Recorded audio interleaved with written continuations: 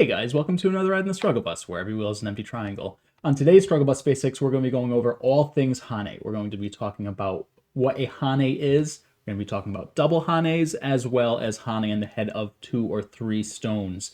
And depending on where you are in your Go journey, you probably already know some of this. But just like on the rest of the basics on this channel, I like to start at the beginning and go over why things are the way they are. So before we jump in, let's get a good definition of what a Hane is. And anytime you need a good definition for a Go term, we can go to Sensei's library. So let's see what they have to say about it. A Hane is a move which reaches around one or more of the opponent's stones. I feel like the phrasing could have been done a little better there. So let's just change this a little bit and say a Hane is a move which bends around one or more of the opponent's stones. I think that rolls off the tongue a little better, and so that's what we're going to go with. Anyway, to start things off, we have the example that is already on the board here. And so backing this up, this is just a very straightforward beginning of a game where everybody takes their corners. And then black decides to jump in with a 3-3 white blocks. Black extends.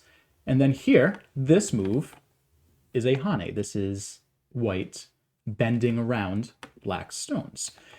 If instead white extended, this would just be an extension, but this would not be a Hane. And so white chooses to Hane here. And the reason that Hanes typically get played is in this situation, you can see that both stones, both groups, both white and black, really want to move out this way. So whoever gets there faster, whoever gets to stay ahead, is typically going to be advantaged in this situation.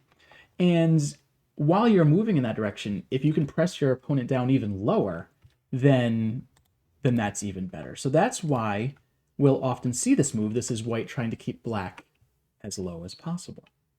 Of course, when you play a Hane, there is a potential weakness that gets left behind because you are creating a cut. So we need to be mindful of our cuts when we do choose to Hane. But either way, white chooses to Hane, black responds in kind. White extends, black extends, white extends, black extends. And then white here decides that they've had enough and they play away. And black realizes that in this situation, they can Hane at the head of 3, and we'll get into why that is important and strong. But either way, black here chooses to play a Hane of their own, again turning around your opponent's stones.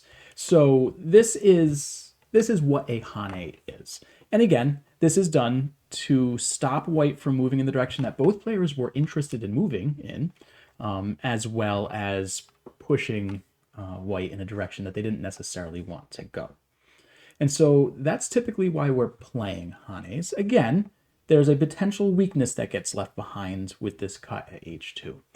So in general, that's what you need to be mindful of when you're choosing to play a Hane is, can you handle that cut? Do you have a good answer for that cut if your opponent plays it?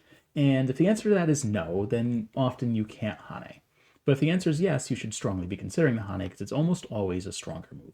It isn't always a stronger move, just like anything with Go. There are no absolute rules, but in general, if you can get away with the Hane, it is a stronger move. So that kind of goes into what a Hane is. The other term that we should get into is what is called a double Hane, and that one's pretty straightforward. In this situation, when white responds here, we can choose to play a double Hane, which is when we play a second Hane immediately in a row.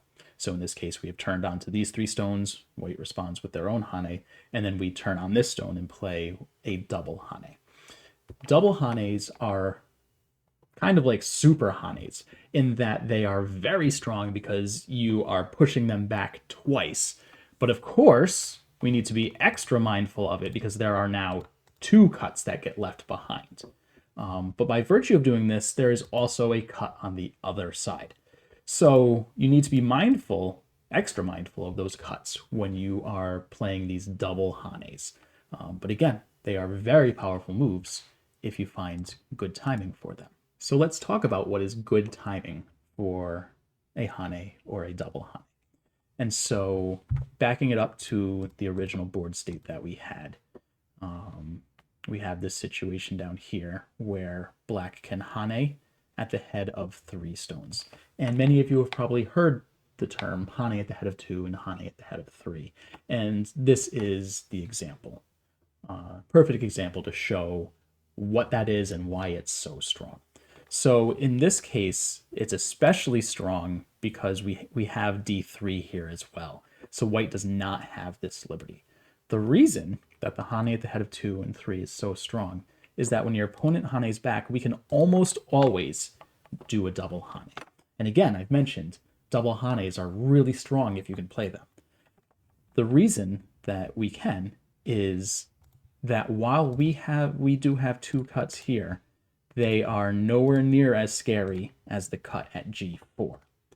The reason for that is if white plays one of these cuts and we connect and white plays this, we can immediately take this cut, which Ataris this stone, and if white extends, we can now play here and capture these 3 stones, which is pretty devastating, right?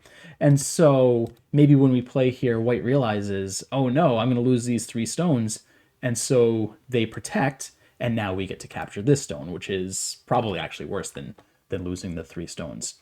So white can't allow this to happen, and so maybe they realize here that a mistake has been made, and they now choose to extend here. You can see the damage that's been done. We pressed white, again, in a direction that white didn't really want to go. We got to open up our shape on the bottom, moving in the direction we wanted to go and extending in the direction we wanted to go, and white loses this stone, right? And it's our turn here, so we've still got plenty of options. So that's why in this case, this double Hane is so strong because of the cut that gets left behind at g4. And that is similarly the case here as well. If white chose to play away here, we could Hane at the head of 2, because we can play this double Hane for the same exact reason. If white chose to Atari here and we connect, if white chooses to Atari, we can play this and capture one of these stones. Or, what's more realistic, is we could just extend here and claim all this territory on the bottom, leaving the onus on white to fix these 2 cuts. Because white can't play the move that white wants to play now, because then stones are going to be lost here. So white has to spend a turn to connect, and maybe we could even turn here. And now you can see how overconcentrated and compressed white is here, and how much territory black is getting here. And while this scenario here is near an edge, so it's a little easier to analyze what's going on and read that this move isn't going to work, that's often the case when you're in the center of the board too. So we have to keep an eye out on these Hanes and double Hanes, and especially Hane at the head of 2 or 3 stones. So this example is taken from one of the Josekis we know, again, when we play the 3/3 stone and white blocks and we go this way. That is why in this situation white should extend one more time, because white does not want to get hit on the head of 3 because of the results that I've shown. They just aren't good enough, and we can't allow our opponents to get that. Another example from a Joseki, which is a little more complicated. This is probably more for our already single-digit Q friends, but it is an important one to go over as well. So this one also starts with invading in 3/3, white blocks, black extends, white Hanes, and then white decides to double Hane. I don't know how many of you are familiar with this variation, but black would typically Atari here, white would connect, and white is going to capture, or black's going to capture this stone. White plays over here to force the capture, and then plays here to capture these 2 stones. So this is also a variation. I don't know if this shows up in your games at all, but this is one that's pretty common in my games.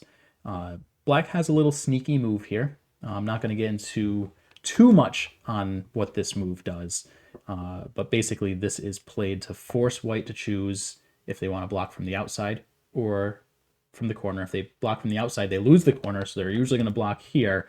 But now, later in the game, we can get moves like this for free if we're looking to invade here, if white had more stones here.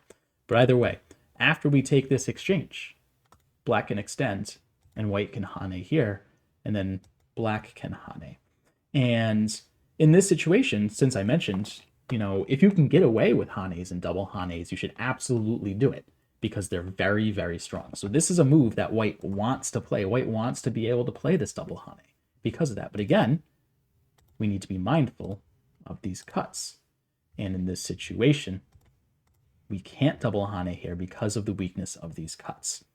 Because if black pushes here, it threatens to kill these 3 stones, because if black gets more liberties, then white's going to lose the liberty race here. And so black needs to block that. But now we get this Atari. And we've seen this one before, right? If white saves, then black plays here and captures these 4 stones. And this is obviously a terrible result. And if white plays here and black captures, this is also a terrible result. So because of that, white cannot play the double Hane here. White needs to extend. So we need to be mindful, using that word a lot, but it is truly important. We need to be aware of the cuts that get left behind, and we need to make sure that we can do these double Hanes. But in a lot of situations, in a lot of our games, we can, because we have the surrounding strength. And that's really what it comes down to, is you need to figure out if you are strong enough locally to be able to endure these cuts, then you should be the one playing the Hanes and double Hanes, because they are really important moves. So let's take a look at some examples from some games that I've put together. And all these games are from students of mine. This is a very common topic that comes up.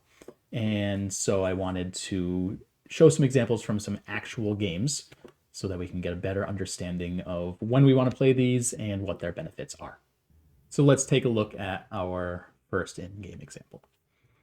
So this is our first in-game example, and it's black's turn here. So in this situation, black really should be looking at playing the Hane at the head of 2. Both groups are looking to run out towards the center, and so it's important to be able to stop our opponent from doing that while keeping them lower. So in this case, black did play the Hane, and then white Hanes as well. And so now the question is, can we get away with a double Hane here? Because remember, if you can play the double Hane, it's very, very strong.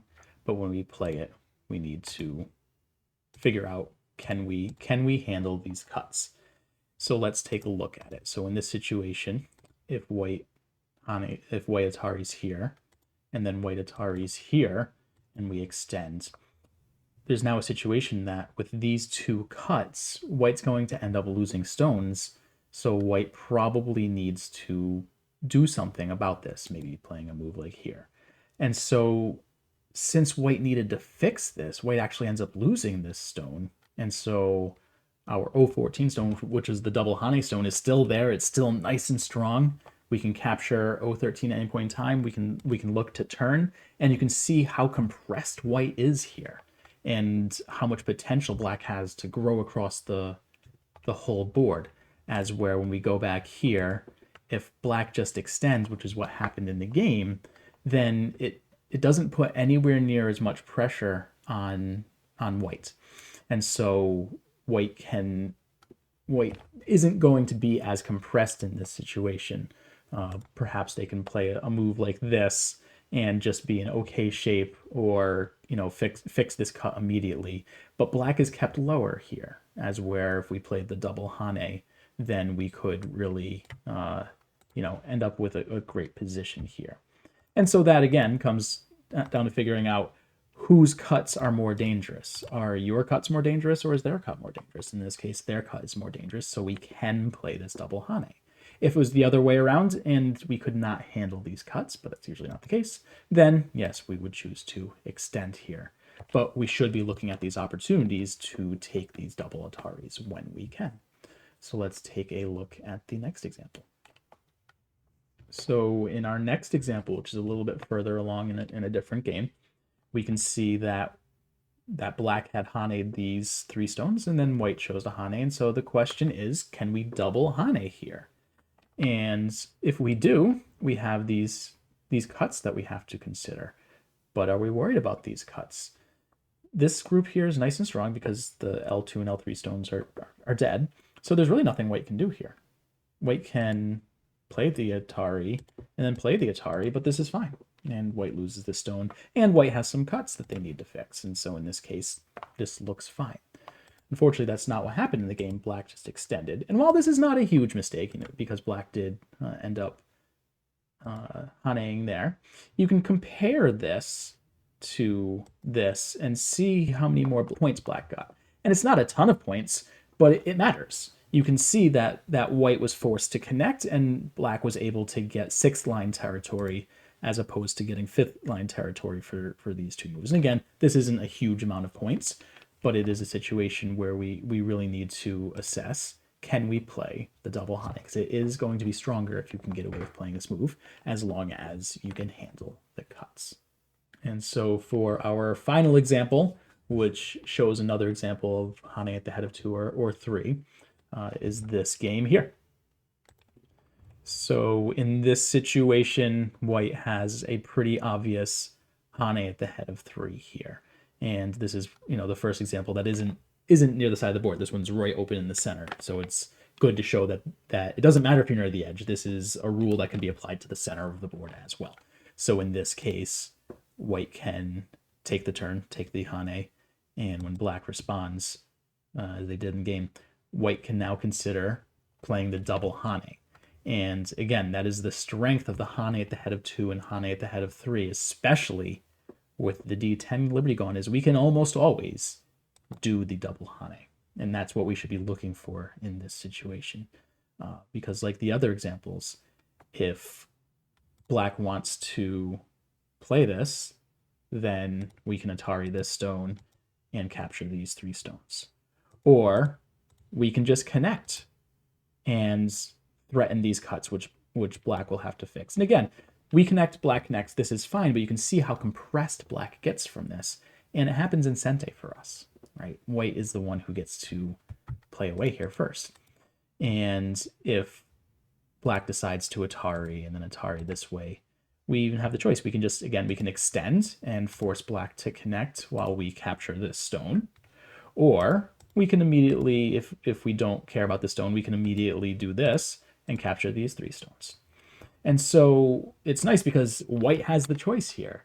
If you don't like this result because of the Panuki that black gets in the center of the board, then don't play this way and simply extend and force black to fix while we take complete control over the center. So really, you're in control of what the outcome is going to be when you play a double Hane and your opponent tries to resist. That's why often in these situations, black's just going to extend here. And so now, we potentially have a fight on our hands. If the ladder works, we can always ladder the stone. In this case, it does not. But, white could just play a move like this. And it still, again, it completely compresses black. If black wants to save the stone, they're going to lose, quite a bit to do it. But this all stemmed from the fact that we were able to Hane at the head of 3 and then play our double Hane. And again, this works even if it was just 2 stones here. If we remove these 2 stones, then it's the Hane at the head of 2. It's the same exact thing. When black Hanes, we can double Hane for the same exact reasons. Again, because this cut that's left behind is a double Atari. So these are very valuable tools to understand and to use in your games, because this is how we can get ahead of our opponents, both literally and figuratively. We can just get ahead of their groups,